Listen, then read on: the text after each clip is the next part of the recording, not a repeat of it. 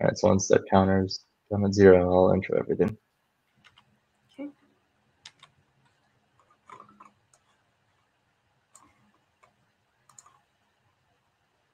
Just want to test the kind of click through. Okay. Make sure everything is not laggy. Seems good. Yeah, and here we're good to Joe's. Hey everybody, welcome to Dreaming. We're really excited to have you all here today. If this is your first session or you've joined it already this morning, my name is Julian from Circante, and I'll be moderating today's session. A couple housekeeping items to cover before we get started. This session and all others will be available on demand after the event. We'll send a follow-up email with those details. If you do have a question for our speaker today, please use the Q&A tab on your screen on the right-hand side. And with the last 5-10 minutes of the session, we'll answer those live. Use the session chat otherwise, converse with your colleagues there. We want to hear more from you. But I'll go ahead and turn it over to our speaker today, Lauren Nagys, Director of Marketing at Smalley, who has an awesome session ready for us today, all about how to discover what marketing automation really is and how to get started. Take it away, Lauren. Thank you, Julian. Thank you, everyone. It's a pleasure to be here this afternoon. I want to say a warm welcome to all my fellow trailblazers. I wore the sweatshirt today to represent. So I am here today for from now until 1:15 to share with you a little bit more about what marketing automation is and how to get started. It's a question that I've received in many conversations, especially with a lot of the beginning level digital marketing specialists or marketing specialists. So let's go ahead and get started. First slide, I just wanted to say thank you to all of our incredible sponsors. So if this is your first session in Dreaming, this may be the first time you've seen this, but just a quick moment to say thank you to our incredible sponsors for this event. Agenda for the meeting. So I wanted to make sure we had an upfront contract as far as the intention of this session. So a couple areas to cover: preparation, in more detail. Why do you need an MAP or marketing automation platform? How do you get started? So the implementation stage. Optimization. We have it. Now what do we do with it? And then the last and most importantly for all of us marketers is success. Is it something that we can just let it ride, or do we need to actually put some more effort and continued investment in marketing automation? So with that agenda, there's a few goals that I'd like you to take away from the session. And we do have a chat available, as Julian mentioned. And I do hope to leave about 5 minutes towards the end for Q&A. So when you leave, my intention is for you to have these 4 goals covered. You feel prepared to start your marketing automation initiative at your company. You feel confident that you can implement with ease. Once you have it, you can learn how to optimize it and make sure that it's getting the most bang for your buck. And then related to that, that you can prove the investment to whoever in the company said, yeah, let's give this a try. So I wanted to start out with a short story just for you to get to know me a little bit more. So I've had the last over 10 years spent in marketing automation strategy. So implementing different programs and software. And quick story for you. So about 10 years ago, I was working at one of the nation's largest online retailers, and everything looked great. They had me come in for an interview. It sounded like a great, great opportunity, great potential. And they wanted somebody to help implement their inbound marketing strategy. I said, okay, sounds good. So day one, I meet with my manager, and he says to me, hey, we've got this Pardot tool. We don't really know what to do with it. Can you just take this and run with it and figure out how we already spent money. Can you figure out how we can use it? And I said, all right, yeah, I've used Marketo in my past, position. I can figure out this one. I can figure out how to use it. Marketing automation, methodology is the same no matter what system you use for the most part. So I said, all right. So I did eventually figure it out. And one of my first email campaigns, luckily, yielded a $150,000 order that came from it. So the ROI was there and everyone was happy and it was sunshine and rainbows. So coming out of this, there was a lot of pain and, sleepless nights and trying to figure out what I could do with this. So my intention for you, for the audience here, is to not have that same experience, that you know how to get through this and come out the other end successful. So step 1, preparation and selection. If you aren't familiar with MAP or marketing automation, the marketing automation platform, that acronym, there's always a lot of acronyms in marketing. Essentially what it does is automate many of your marketing processes and procedures. So it allows you to do more with less and work smarter. AI is prevalent nowadays, and there's all these different ways that we can work smarter, work faster. And not everyone here has huge teams. If you're a team of one, which happens sometimes, this is something that can help you get a lot of things done. So consider these areas, right? Things in your marketing operations that are time consuming, or they take a lot of labor or manual work. They're not performing well, they're not integrated, or they're poorly integrated. If they're too simple and you need to kind of expand them to reach your goals. And then generally, if you have campaigns that are not built to target your audience, that's a big problem too, right? So you don't want to turn into the Michael Scott here, where your audience is everybody everywhere. And it's a really challenging thing for marketers. So the marketing automation platform really helps you turn this kind of cringe face into, cool, I can segment, I can target, I can reach my goals. I don't know if there's any Office fans in here. I'm a big Office fan, so I thought that would be a good tie-in so you get the real feeling of it. So what does marketing automation platform do, right? I've got a couple slides on this. It helps you measure and track your online and offline marketing activities. So I work in the manufacturing space, and we still do some print publications. So we do use marketing automation to have custom redirect links so that we can still track some of those offline activities. So marketing automation helps you do that. One of the essential things that it does is store, segment, and nurtures your entire prospect database. So it should potentially be connected to your CRM so that you can have data flow both ways and build this really robust database of contacts that you can nurture and market to. It also includes asset creation for web forms, email templates, landing pages, native forms. There's so many different things that you can build within the app.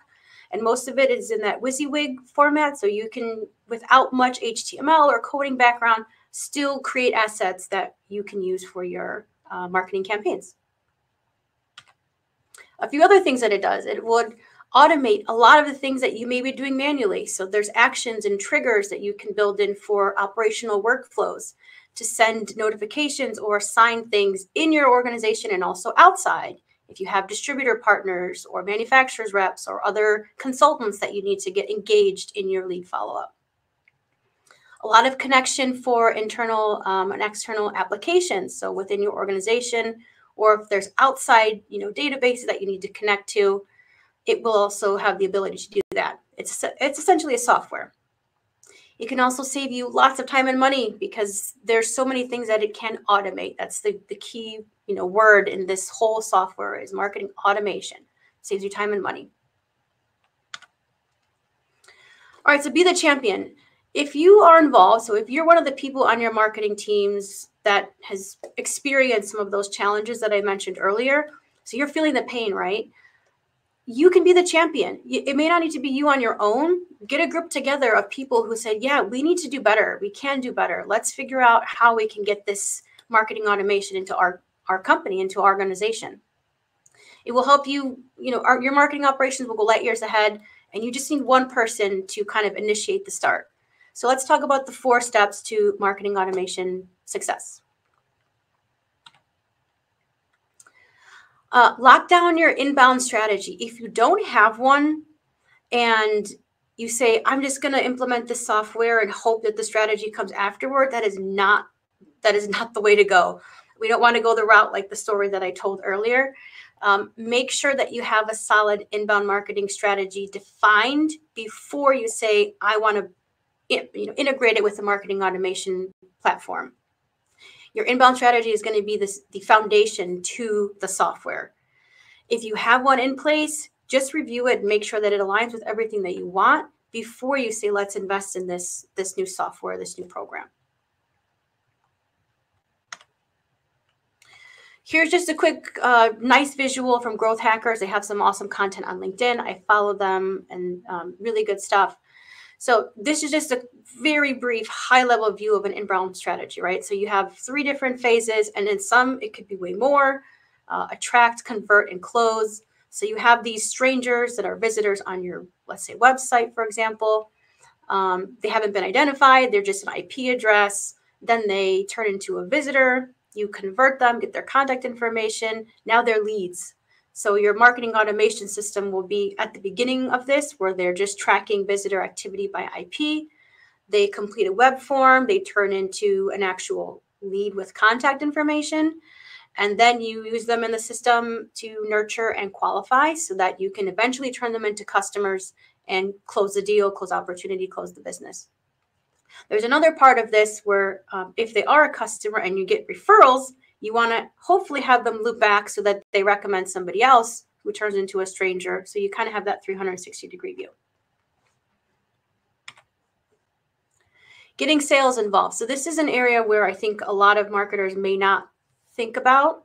There's always this kind of pain between sales and marketing. They don't see, how we look at it. We don't see how they look at it.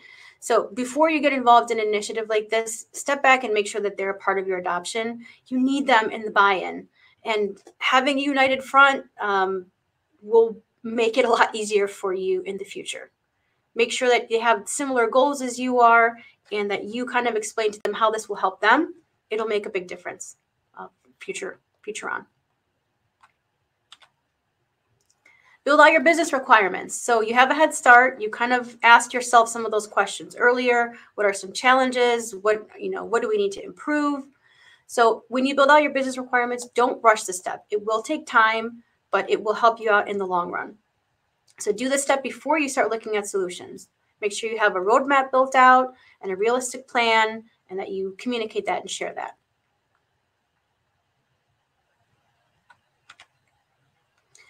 A few more considerations to think of. So when you're building out your business requirements to, invest in this new marketing automation platform, think about the outside software or services that you need to integrate to. That may or may not be something out of the box. So you want to make sure you're considering that well in advance. Think about what native features that you need right away. So those are your deal breakers. We have to have this. There are more haves than wants. Also consider what are some future plans that are happening at your organization that you should think about. So one thing, in my current experience is we have e-commerce coming down the road relatively soon. I want to keep that in mind as I'm looking at marketing automation. How's that going to factor in? Is there native integration already with the software that we're looking at? These are just some good things to keep in mind.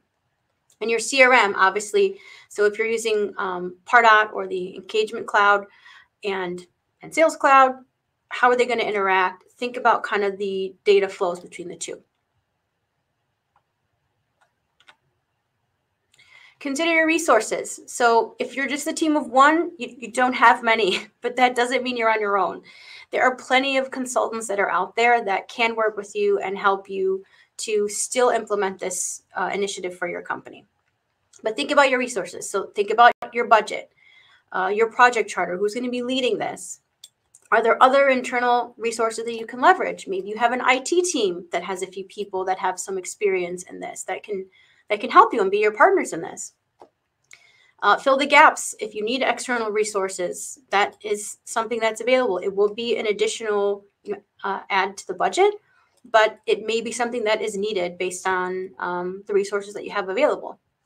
And create a stockholder analysis. That's a really good one too, to help so you make sure you have everything kind of covered. Identify your solution. There are a lot of different tools out there that will give you user ratings. Some of these you may have known about or you may have heard. So if you're trying to figure out what solution is best for me and my business, getting user feedback is really critical, and ratings so that you can get firsthand experience on what those platforms really do based on the people who use them. So a few ones that I recommend are Gartner, G2, and Capterra. All of them are great for kind of doing a comparison. This platform has these features, but this one doesn't.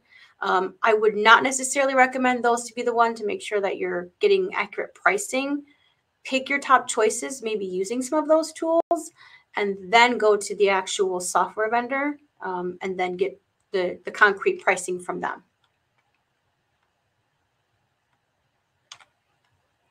Build your project roadmap. You've got milestones. This is typical with any project, so this is just a reminder. Make sure that you have clear goals on what you want to achieve I don't know if you need all the 1, 3, 6 month, 1 year, 3 year. Do what makes sense for you, but make sure that you have a roadmap and you have a plan of what you want to accomplish.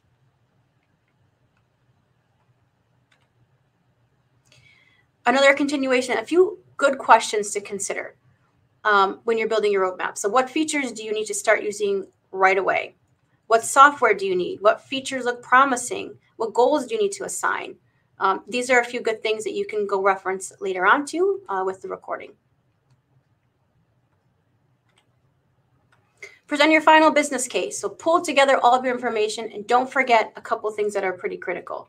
You may need to do a total cost of ownership analysis, an ROI analysis, present your roadmap for future, for long-term, maybe 3 to 5 years, and then sharing examples of how it's going to benefit the company, those quick wins, right? Those low-hanging fruit.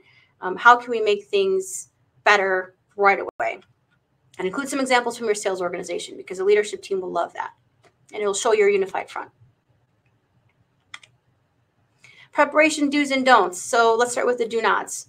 Don't tackle your asset building when you're implementing the marketing automation. You want to have your content and things built beforehand.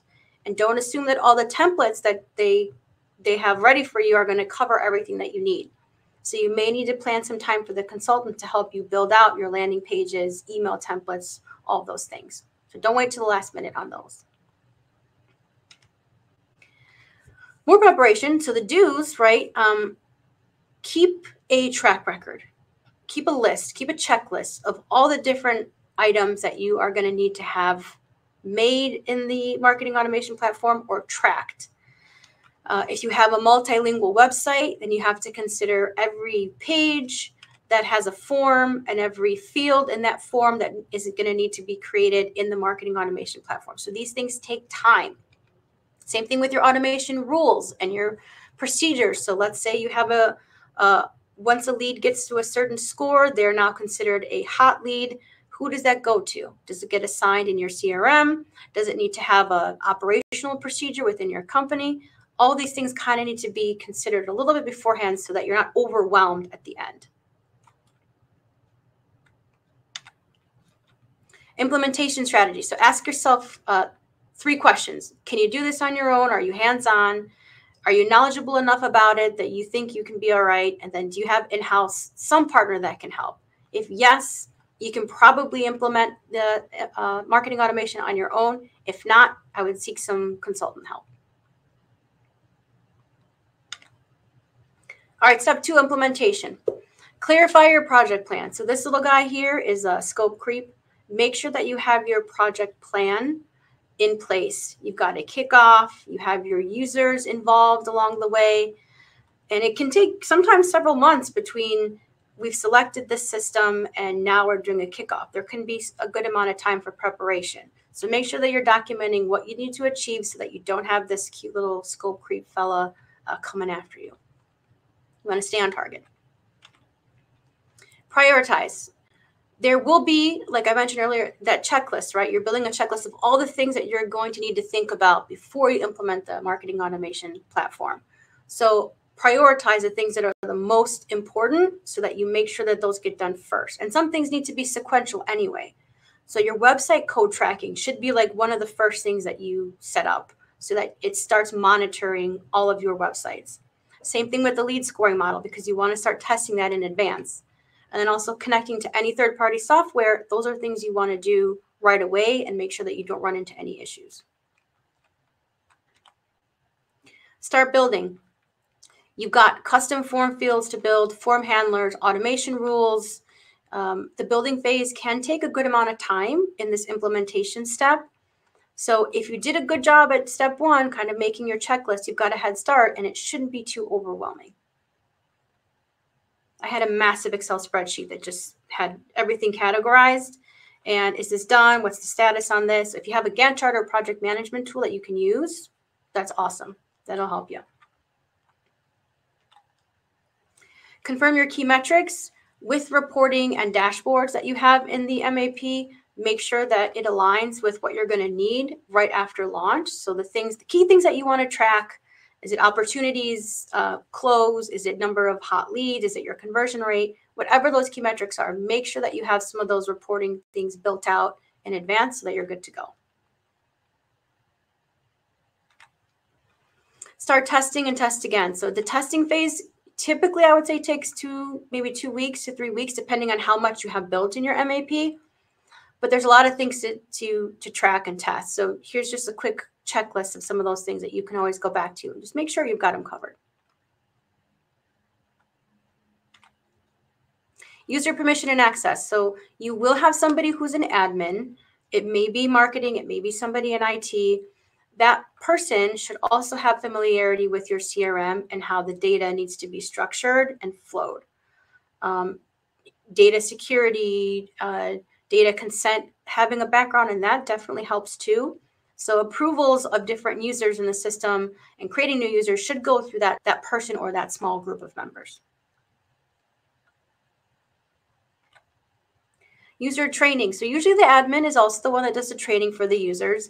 So a lot of things to do all at once, right? So you're implementing, you've got your project, you're trying to get your MAP online, but you need to have a training program too. So, enlist some help from IT if you need to have a training program built so that you can get the users active in the system and starting to test before it goes live so that they can play around, build some segmentation rules, do some test email campaigns, make sure all your domains are working properly. You've got to do a lot of testing.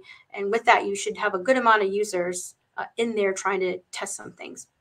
And then keep in mind too, if you are using a Salesforce tool, that they have the spring, summer, and winter releases, and that does affect Engagement Cloud or what other marketing automation platform you're using.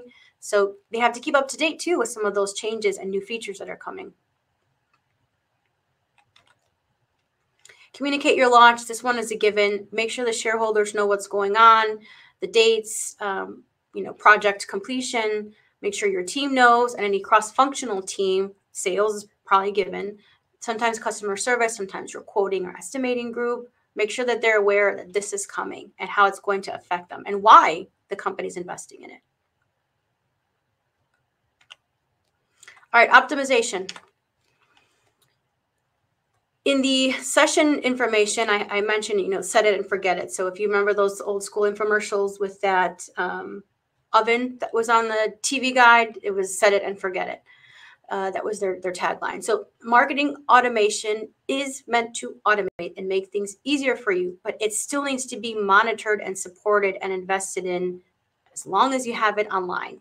So it really isn't set it and forget it. There are a lot of rules and automation you can build, and it will run until you change it or tell it to stop. But if you want to get the most out of it, you need to continue investing in it and integrating it into all of your marketing operations. That's when you will see the true benefit. Data cleansing is also given. So for all the marketers out there, every 3 months, you should be doing some sort of data cleansing in your marketing automation platform. Take out the people who are inactive or unmailable. They can't always come back in, so don't worry about that. So there's a quick tip here. You can build an automation rule based on score and activity to kind of make it easy for you. Rehash your strategy. Ask yourself these 3 questions. Am I tracking what I need? Does the program cover all my different funnel stages? Is my lead scoring model working? Just make sure as you're going through, you're asking yourself these questions and confirming that they're working okay. Data integrations. I talked about this a little bit. If you can't find an out-of-the-box connector, there are other tools out there. Zapier is one of them, so that you can get the data that you need within the system. Data security, the sparkly and shiny fun area that everyone loves to talk about, that is super critical still in MAP. It is a software as a service. Email compliance is big. Data storage, data security. You need to have some understanding of that or make sure that you work with IT so that this database is protected and covered. Not the most fun, but it's important. All right, step 4, success. So we're getting close to that 5-minute mark, and I want to make sure that we have time for questions. So a quick case study. This is considering a medium-sized organization, right? So I led an initiative where we migrated HubSpot to Pardot, and we have integrated marketing automation platform into all of our operations. So here's a couple of things that we did and some wins. We're tracking our CMS, our content management system, on all 8 language websites, generated a really robust prospect database with like 200 custom fields to track all the different specific data points to our company so we can better target. Built form handlers to collect all the data that we need, automation rules to help qualify, and then, like I mentioned earlier, kind of track those offline advertising. So with this and many other things that happen behind the scenes, here's some of the wins that we gained. Decreased visitor prospect time by 16%, increased conversions, made things a lot more automated and easier to do, and increased our open rate for emails too. So there's a lot of wins that you can gain after you do this investment. Analyze your success. Opportunities should be rolling in. Look at your reports and make sure that everything is performing and you're starting to see the benefits. Communicate and document your wins. You've got your who, what, when, where, why. After about 3 months, present it to your execs. Let them know what's going on and show your wins. Quarterly reviews are important. Sales needs, what are the integrations, cleansing and compliance. Just make sure every few months you're going through and making sure that everything is covered. These are some of the critical areas. Brainstorm how to expand. MAP is a living, breathing thing. More effort and care you take into it, the more you can get out of it. So integrate it everywhere you can. One of the last slides I have in here, get certified. So Salesforce and some of the other marketing platforms out there have certification programs. So I'm a certified Marketing Cloud account engagement specialist. It's a long name, but it's a great badge to have, and it really will help you get the most out of your system. Thank you. I have one slide left that will be in the recording with helpful resources, but I will leave it open to Julian and the Q&A. Yeah, thanks so much, Lauren. This was a really great session. A lot of info I wish I had when I was starting out in this. Yeah. Great. A couple of questions in the Q&A. We have one from Anna here. Shared to the screen on kind of the understanding when to allow your marketing automation platform to update and overwrite CRM systems. Any thoughts on that? That's a good one. That question could take me a long time to answer, to be honest. Yeah, this goes back to, your single source of truth, right? If you talk to your IT team or your CRM owner, for the most part, any account information shouldn't be overridden by the MAP, with the exception of some things that will help because the data gets outdated quickly, like email address, like industry, like their address or where they work. With COVID, everything happened after COVID. People are still working from home, so their mailing address may be different if you need to get a hold of them. Phone number is one that changes regularly, so you can let phone number override what's in your CRM. It depends on if the data is going to be really beneficial, but it can definitely be a battle. I've had this conversation with sales many times. I'm happy, Anna, to connect with you on LinkedIn, and we can talk about it more later. Definitely, yeah. One more question from Kyra I'll push here, but I'll note in case we get cut off, please feel free to reach out to Lauren on the chat or on LinkedIn, like she said. Yeah, please. But yeah, any best practices for starting out on the lead storing model? Yes, this is another long question to answer, but the best thing I could say is you're going to need outside resources and inside resources. So one thing I would say is, like I mentioned, have the united front with sales and marketing. Ask the sales or engineering team what actions they see that trigger a customer to be ready to buy. Is it a certain form that they fill on your website? Start with the call to actions first and the conversion points, and then work backwards. What happens before a person completes your RFQ form, right? Typically they do these 5 things. So once you start tracking in your MAP, you can see the journey. That's how you want to build your marketing, your lead scoring model. Start with the conversions, the big winners, like how do those turn into opportunities, and work backwards. And yeah, feel free to share with me, Kyra, after this, and I can offer some more too. Yeah, awesome. Well, thank you so much, Lauren. Really appreciate sharing all of your insight with everyone attending today. Connect with her on LinkedIn. We'll be moving on to another session shortly in a few seconds when this ends, the next one on this track, or you can go back to your agenda and choose a different session to hop onto next. Thank you so much, everyone. Okay. Thank you. Thank you all. Bye-bye.